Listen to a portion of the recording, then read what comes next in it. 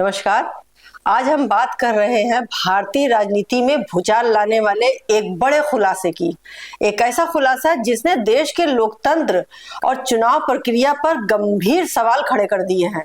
कांग्रेस नेता राहुल गांधी ने एक प्रेस कॉन्फ्रेंस की जिसे उन्होंने नाम दिया द एच फाइल्स। एच यानी हरियाणा। ये प्रेस कॉन्फ्रेंस बिहार विधानसभा चुनाव से ठीक एक दिन पहले यानी 5 नवंबर 2025 को नई दिल्ली में कांग्रेस मुख्यालय में की गई। राहुल गांधी ने दावा किया कि उनके पास हरियाणा में हुए वोट चोरी के पुख्ता सबूत है।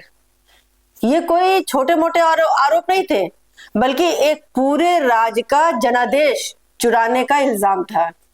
तो चलिए आज हम द एच फाइल्स की एक एक गांठ को खोलेंगे और उसकी परत दर परत उभारेंगे और इन आरोपों में कितना दम है। नमस्कार, मैं नाहिद और आप देख रहे हैं एक संदेश। अगर आप हमारे चैनल पर नए हैं तो प्लीज इसे सब्सक्राइब जरूर करें और आखिर तक देखिए। अगर ये आर्टिकल आपको अच्छा लगे, समझ में आए तो इसे दूसरों तक जरूर शेयर करें ताकि उनकी भी नॉलेज बढ़े।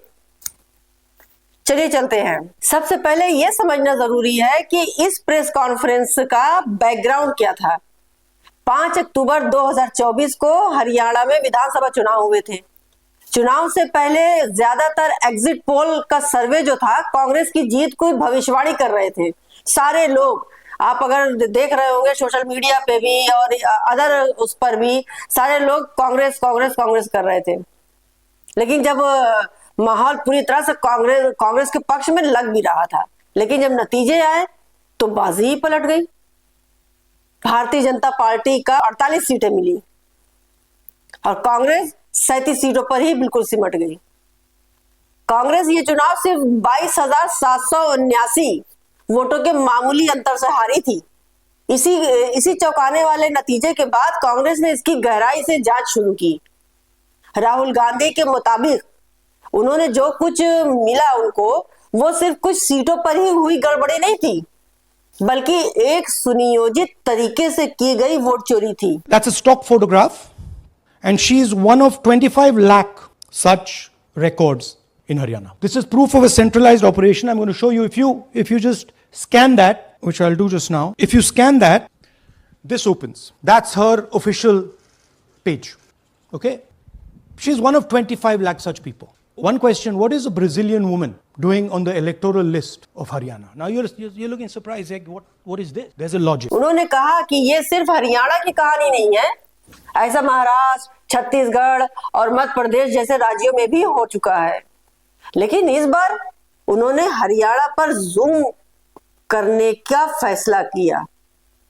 अब आइए आते हैं उन सनसनीखेज दावों पर जो राहुल गांधी ने द एच फाइल्स के जरिए देश के सामने पेश किया है। अभी कुछ देर पहले इनकी प्रेस कॉन्फ्रेंस खत्म हुई है। पहला सबसे बड़ा आरोप 25 लाख फर्जी वोट। जी हाँ, आपने सही सुना, 25 लाख। उन्होंने दावा किया है कि हरियाणा के लगभग 2 करोड़ वोटरों में से 25 लाख वोट चोरी व फर्जी है। ये देखिए 5 एग्जिट पोल्स हैं। एग्जिट पोल सबसे एक्यूरेट होता है, ओपिनियन पोल से एक्यूरेट एग्जिट पोल होता है। ओपिनियन पोल्स भी कह रहे थे कांग्रेस स्वीप करेगी, एग्जिट पोल्स भी कह रहे थे, हमारा डेटा कह रहा था, हमारी पार्टी कह रही थी, बीजेपी के लोग भी हमें बता रहे थे कि देखिए आप इस बार हरियाणा में सरकार बना रहे हो। दूसरी बात, पहली बार हुआ कि पोस्टल बैलेट्स और स्टेट का जो नतीजा था वो अलग थे। कांग्रेस पोस्टल बैलेट्स को स्वीप करती है, ओपिनियन पोल्स में आगे, एग्जिट पोल्स में आगे, और फिर नतीजा बिल्कुल दूसरा आता है। एक प्लान जिससे कांग्रेस की जो विक्ट्री थी, लैंडस्लाइड जो विक्ट्री होनी थी, वो लॉस में, हार में बदली जाए। उन्होंने इसका बैकग्राउंड भी दिया। 5,21,000 वोटर्स डुप्लीकेट हैं, यानी एक ही व्यक्ति का नाम कई जगह वोटर लिस्ट में है। लगभग 93,174 एंट्रीज अमान्य है। मतलब उनके कहने का कि जो जितने भी वोटर वहां पर हैं, 93,174 एंट्रीज मतलब किसी मानने लायक है नहीं, वहां के भी नहीं है। या एक इंसान का 323 या 400 बार नाम है और करीब 19,26,000 बल्क वोटर्स हैं। बल्क आप समझ रहे हैं, मतलब कि एक ही पते पर बड़ी संख्या में वोटर्स रजिस्टर्ड है। ये आंकड़े वाकई चौंकाने वाले हैं। अपने दावों को साबित करने के लिए राहुल गांधी ने कुछ ऐसे उदाहरण भी पेश किए जो किसी को भी हैरान कर देंगे। इनमें सबसे मजेदार और गंभीर मामला था एक ब्राजीलियन मॉडल का। राहुल गांधी ने एक तस्वीर दिखाते हुए प्रेस कॉन्फ्रेंस जो किया, उसमें बाकायदा पूरी टीवी पर दिखा रहे थे कि एक ब्राजीलियन मॉडल का फोटो था जिसको जो है हरियाणा के वोटर्स लिस्ट में 22 बार। Who is this lady? How old is she? Which state does she come from? What's her name? Can anyone try? कहाँ की लगती हैं? Is she from Haryana? You absolutely saw she's not from Haryana. Okay, but she votes 22 times in Haryana and she votes in 10 different booths in Haryana and she's got multiple names: Seema, Sweetie, Saraswati, Rashmi, Vimla. Now what's interesting about this and why I'm opening with this slide. Go back please. Why I'm opening with this slide is because this happens in 10 booths. That means that this is a centralized operation. सोचने वाली बात है कि एक नहीं, दो नहीं, तीन नहीं, पांच नहीं, 22 बार अलग अलग वोटर लिस्ट में उसको पेश किया गया। यानी फोटो एक लेकिन नाम अलग अलग, कहीं सीमा, कहीं स्वीटी, तो कहीं सरस्वती, तो कहीं फलाना, कहीं ढिकना। यही नहीं, उन्होंने एक और दावा किया कि एक ही पोलिंग बूथ पर एक व्यक्ति की तस्वीर का इस्तेमाल 223 वोटों के लिए किया गया। जरा सोचिए भाई कि एक चेहरा और 223 वोट। आप लोगों को कुछ समझ में आ रहा है? हमारे तो समझ से परे है भाई। बड़े दिमाग का काम है ये आरोप सीधे सीधे वोटर लिस्ट बनाने की प्रक्रिया पर सवाल उठाते हैं। बात सिर्फ डुप्लीकेट तस्वीरों तक ही सीमित नहीं थी। राहुल गांधी ने सिस्टम को और भी कई खामियों को उजागर किया। एक बड़ा मुद्दा था हाउस नंबर 0। हाउस नंबर 0 का मतलब उन लोगों में से है जिनके पास घर नहीं है, यानी बेघर लोग। लेकिन राहुल गांधी ने आरोप लगाया कि ये एक बड़ा घोटाला है। 0 एक इंडिकेशन है। उन्होंने दावा किया कि ऐसे कई लोग जिनका नाम हाउस नंबर 0 में दर्ज है असल में अपने घरों में रह रहे हैं। उन्होंने एक उदाहरण देते हुए कहा कि एक पते पर 501 वोटर रजिस्टर्ड थे, जबकि वहां कोई रहता ही नहीं था। एक और मामला है, एक बीजेपी नेता के पते पर 66 वोटर्स रजिस्टर्ड पाए गए। एक और गंभीर आरोप था, एक वोटर्स कई राज्यों में वोट। उन्होंने दावा किया कि हजारों बीजेपी कार्यकर्ता ऐसे हैं जिनके पास वोट हरियाणा के साथ साथ दूसरे राज्यों में भी हैं। उन्होंने एक बीजेपी सरपंच का उदाहरण दिया जिसका वोट एक दूसरे राज्य के साथ साथ हरियाणा में भी था। राहुल गांधी ने चुनाव के दिन की प्रक्रिया पर भी उंगली उठाई। उन्होंने कहा कि हरियाणा के चुनावी इतिहास में पहली बार ऐसा हुआ कि पोस्टल बैलेट के नतीजे और असल वोटों के नतीजे में बड़ा अंतर होता है। उन्होंने बताया कि पोस्टल बैलेट में कांग्रेस को 73 और बीजेपी को 17 सीटें मिल रही थी। यह कांग्रेस के लिए एक बड़ा संकेत था कि कुछ गड़बड़ होने वाली है, और इसी के बाद उन्होंने जांच शुरू की। राहुल गांधी ने इन बातों को एक साथ जोड़कर एक नैरेटिव पेश किया। उन्होंने सीधे सीधे पूछा कि एक पूरा का पूरा राज कैसे चुरा लिया गया भाई। उन्होंने कहा कि यह साफ है कि कांग्रेस की भारी जीत को हार में बदलने के लिए पूरी एक जो है तो योजना बनाई गई थी।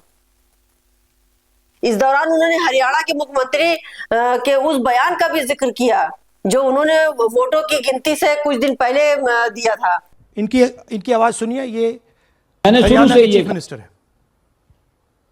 शुरू से ये कहा है कि भारतीय जनता पार्टी एक तरफा सरकार बना रही है। हमारे पास सारी व्यवस्थाएं हैं आप चिंता मत करिए। मुख्यमंत्री ने बड़े आत्मविश्वास से अपनी व्यवस्था का जिक्र किया था।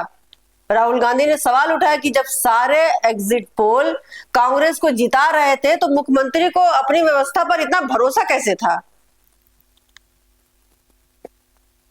इस पूरी प्रेस कॉन्फ्रेंस में राहुल गांधी ने बार बार देश के युवाओं को, खासकर जेनजी को संबोधित किया।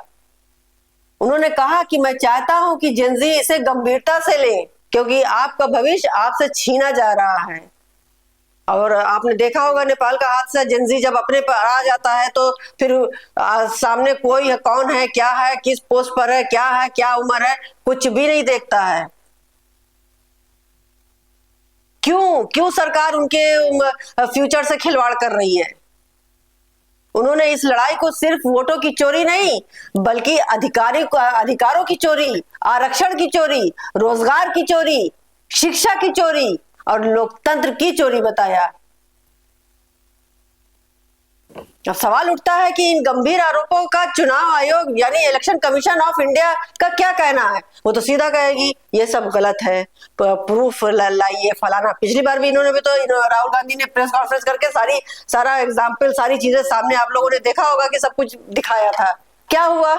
ये जब तक हम लोग आंख खोलकर, दिमाग खोलकर नहीं सामने आएंगे, तब तक हम लोगों के अधिकारों की रक्षा नहीं होगी।